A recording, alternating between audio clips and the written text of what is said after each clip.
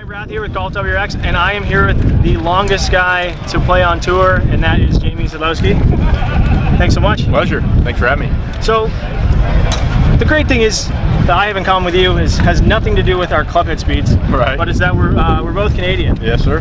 And the one thing as well is the fact that people always say like, oh, what's in the water up there? Because like whatever it is, I'm not drinking it. Right. It's obviously, like I didn't grow up drinking that. You got to come to Alberta. Yeah. Is it the altitude? Like what?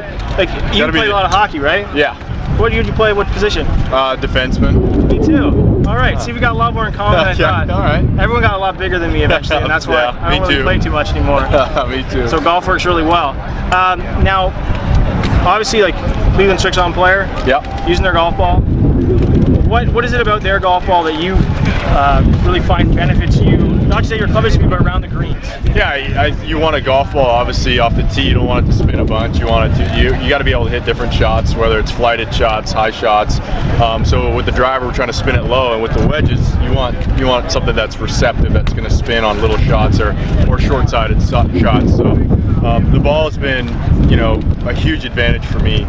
Being a high-speed player, I've always struggled to find the proper ball that's not going to spin too much. Yeah. So you play a ball that you feel is good with the wedges, but it's not good with the driver, where this golf ball here is great with the driver. I get, with the driver to spin at 2,500, pretty optimal with good launch, and then having the ability to, work the shots, whether you're playing into a pretty good Florida wind where you're flighting wedges and flighting irons down, it goes through the air nice, and crosswinds, it holds its line, doesn't do a lot of curving, and then obviously the wedges, when you're trying to hit field shots, it's receptive.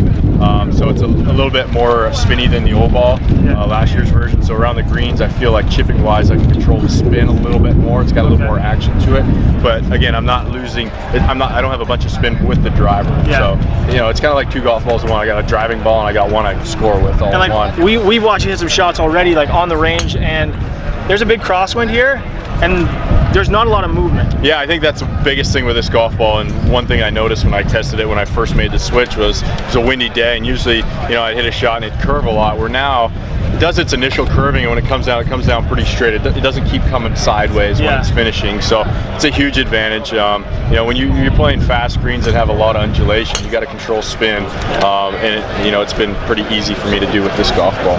Cool, and that's one of the things that obviously for someone with Jamie's clubhead speed, that benefits him a lot, but for the regular golfer at home, having something where you're able to control around the green with the cover design, the SERM that they use, and then also the fact that when you are in a crosswind, have it be here in Florida or at home, wherever it is, you're able to get something that's going to hold its line a lot better, right? Right, exactly, yeah. So you got a golf ball that's going to, not have a lot of spin to curve, but also around the greens it spins a lot, and you can hit different shots with it. So cool. Kind of a 2-in-1 golf ball. Awesome. Thanks so much. Appreciate it. Jamie Sadlowski, Ryan Barath, GolfWRX. Thanks for tuning in.